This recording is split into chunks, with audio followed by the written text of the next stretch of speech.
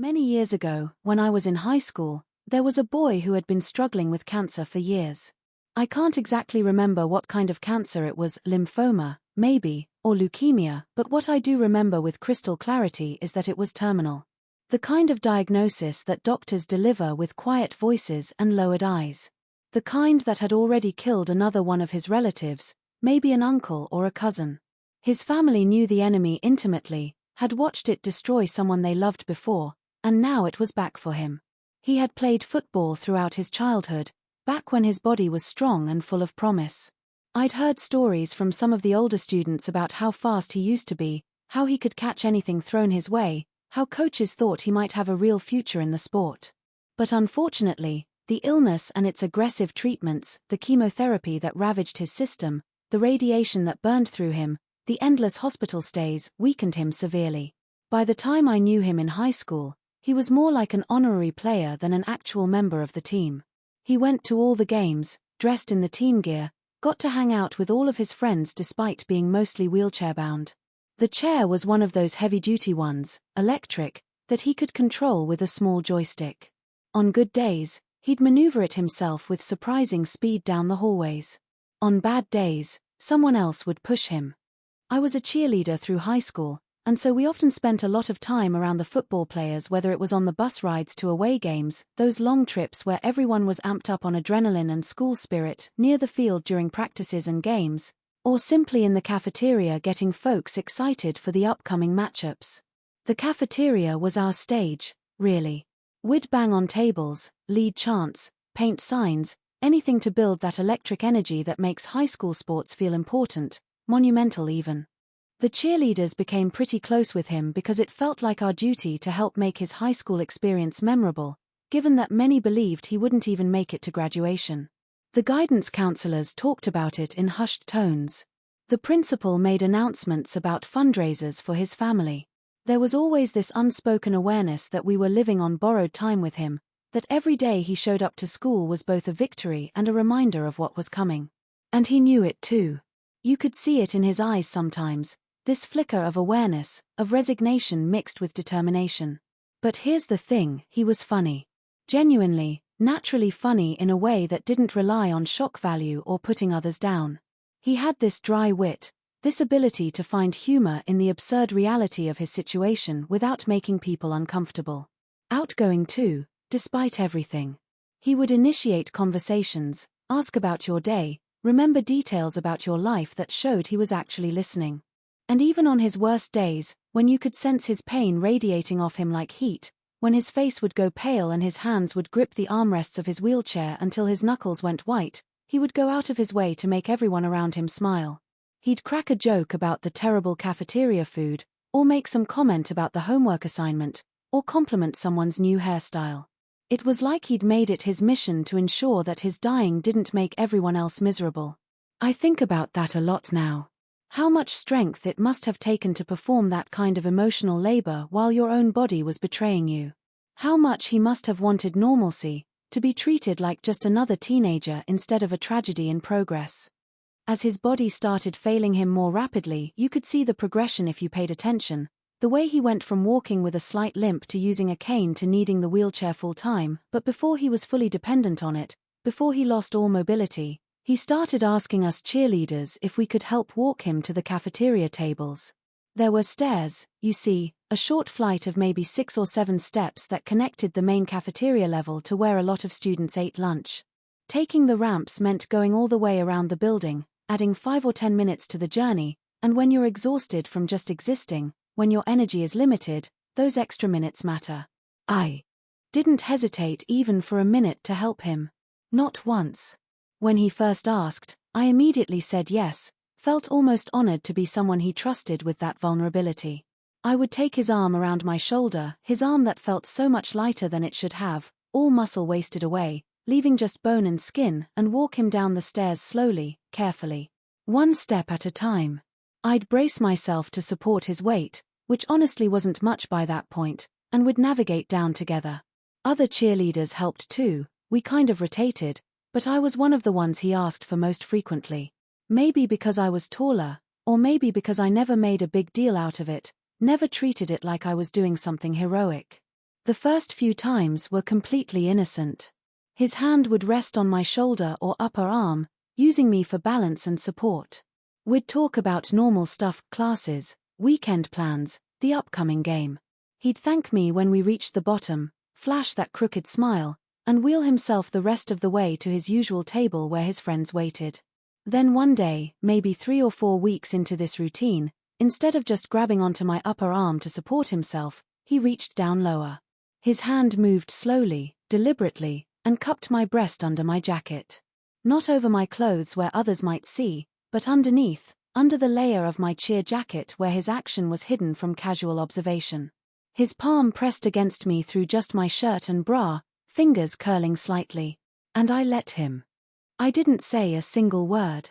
Didn't pull away, didn't gasp, didn't react at all except to maybe slow my breathing, to keep my expression neutral. I helped him find his seat, one step at a time down those stairs, acting like nothing had happened. Like his hand wasn't where it was. Like I couldn't feel the heat of his skin through the fabric. Like my heart wasn't hammering in my chest for reasons I couldn't quite name.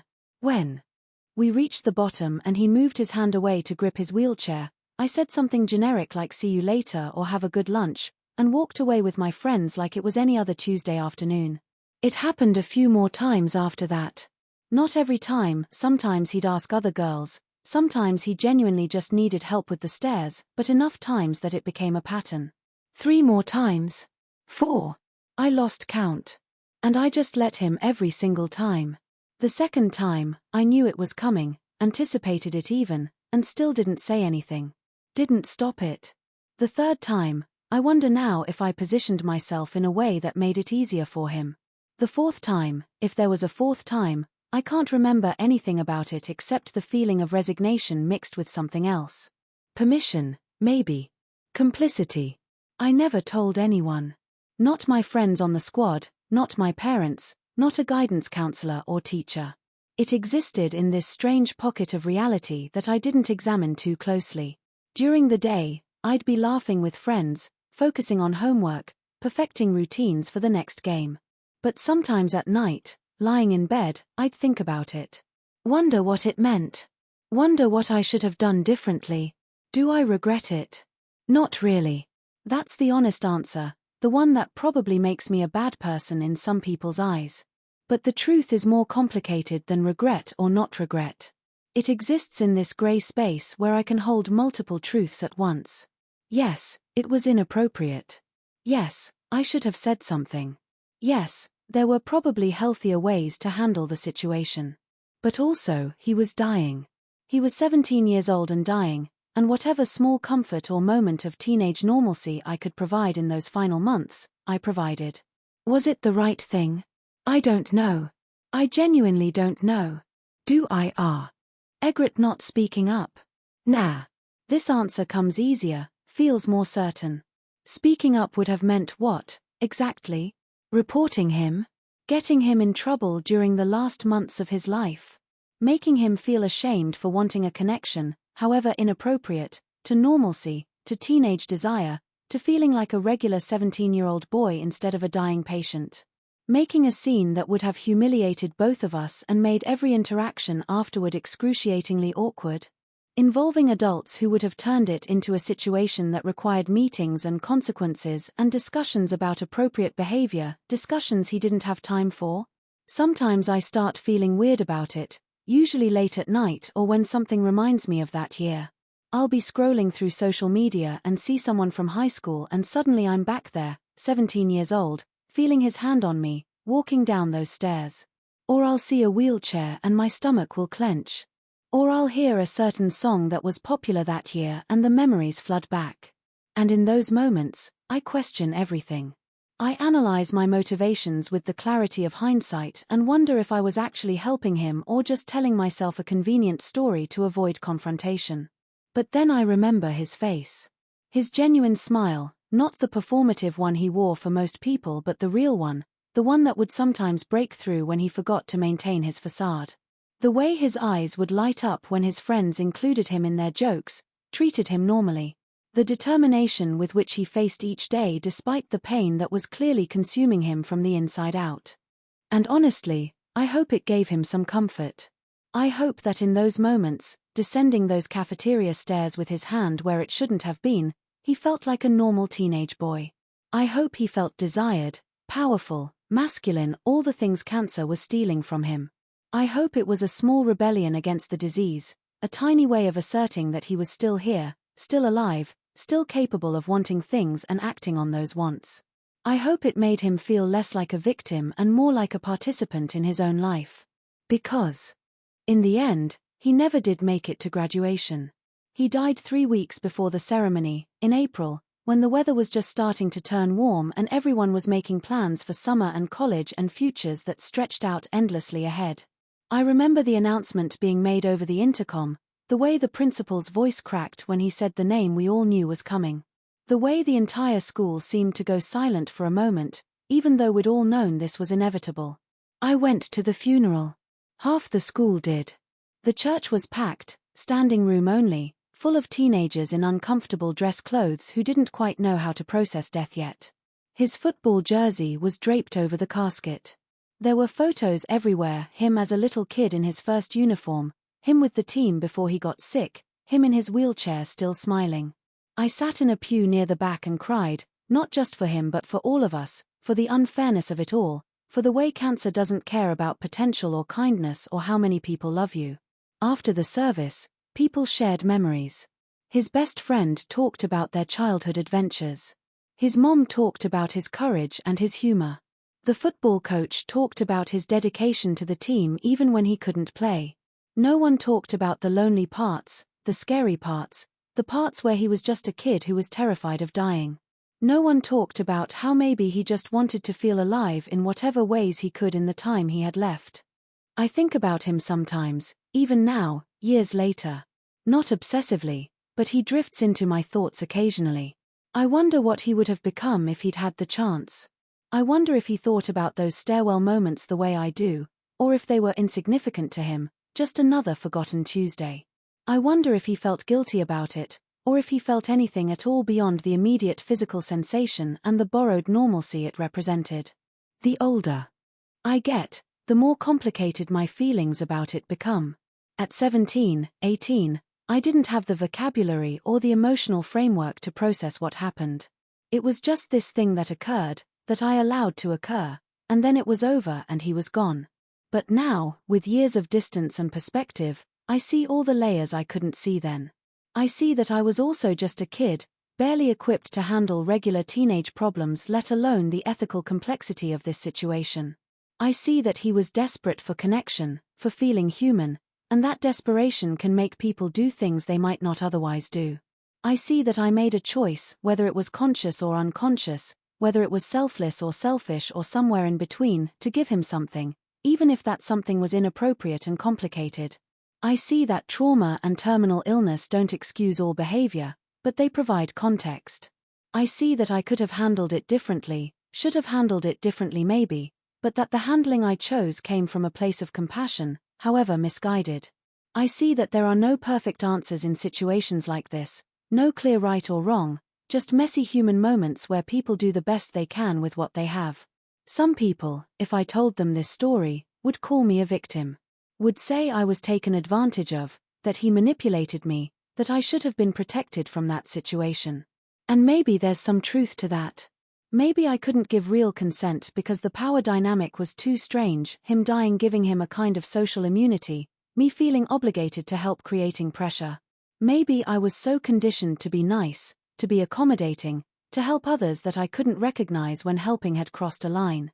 But other Opal would call him a predator, would reduce him to his actions in those stairwell moments and ignore everything else about who he was, the kindness, the humor, the courage, the humanity. And that doesn't feel right either. He was a dying kid who made some bad choices while facing his mortality. That doesn't erase his actions, but it contextualizes them in ways that simple labels can't capture. And some people would say I made my choice and should live with it without guilt or second-guessing, that I gave a dying boy a moment of comfort and that's the end of the story, full stop. That narrative feels too simple too clean, too redemptive. It ignores the complexity, the ambiguity, the ways in which something can be both kind and inappropriate, both generous and uncomfortable, both selfless and confusing. The truth is probably all of these things and none of these things. The truth is that I was 17 years old on a stairwell helping a dying classmate, and in those moments, everything felt suspended: normal rules, normal expectations, normal ways of being.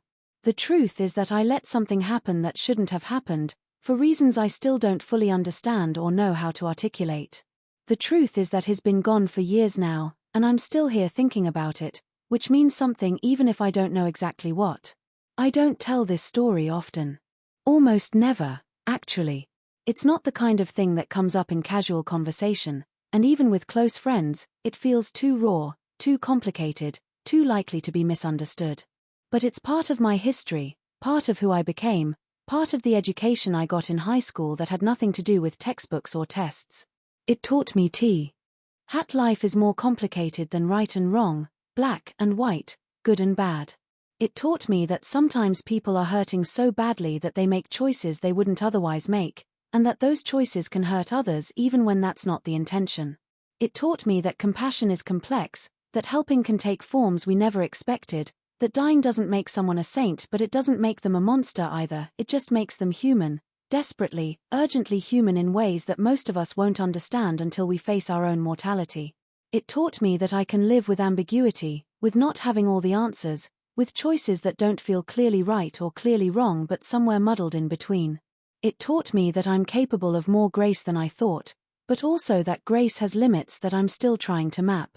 It taught me that memory is unreliable but persistent, that some moments brand themselves into your consciousness even when you're not sure why they matter so much. Years have passed. I've graduated, gone to college, started a career, built a life that high school me could never have imagined. But that boy, his name, his face, his laugh, those stairwell moments remains lodged somewhere deep in my memory, occasionally surfacing when I least expect it. A reminder of something, though I'm never quite sure what. A reminder of mortality, maybe. A reminder of complexity. A reminder that we're all just doing the best we can with impossible situations, and sometimes the best we can isn't perfect, isn't even good, but it's what we offer anyway. So no, I don't regret it. And I don't regret not speaking up. What I feel instead is this strange mixture of sadness and acceptance, of peace and discomfort, of understanding and confusion. I feel like I was part of something that mattered, even if I can't explain exactly how or why. I feel like I witnessed someone's humanity in its rawest form, the need for connection, for normalcy, for feeling alive even when dying, and I responded the only way I knew how at 17. And maybe that's enough. Maybe we don't need to resolve every complicated feeling, answer every difficult question, or judge every ambiguous choice. Maybe some stories just are what they are: messy, human, real. Maybe the point isn't to figure out if I was right or wrong, victim or enabler, kind or complicit. Maybe the point is just that it happened, that we were both there, that we were both young and scared in different ways, and that we fumbled through it as best we could. He's gone now, has been for years, resting in a cemetery across town with a headstone that lists his birth year and death year, the span of time so short it breaks your heart. And I'm here, still thinking about those stairs, still carrying those moments with me like stones in my pocket. Not heavy enough to drag me down, but present enough that I'm always aware they are there. Sometimes, when I'm walking downstairs anywhere, at work, in a parking garage, at a friend's house, I remember the weight of his arm around my shoulder, the trust implicit in that gesture, the vulnerability of needing help with something as simple as descending a few steps. And I remember his hand, and what he did, and what I allowed. And I think, we were both just kids trying to navigate an impossible situation. We both made choices. We both lived with those choices, him for a few more months, me for a lifetime. And in the end, all I can hope is that those moments on the stairs gave him a fraction of the comfort he spent his entire shortened life trying to give everyone else. That's the story I tell myself, anyway. That's how I make peace with it. Whether it's true or just convenient, I'll never know.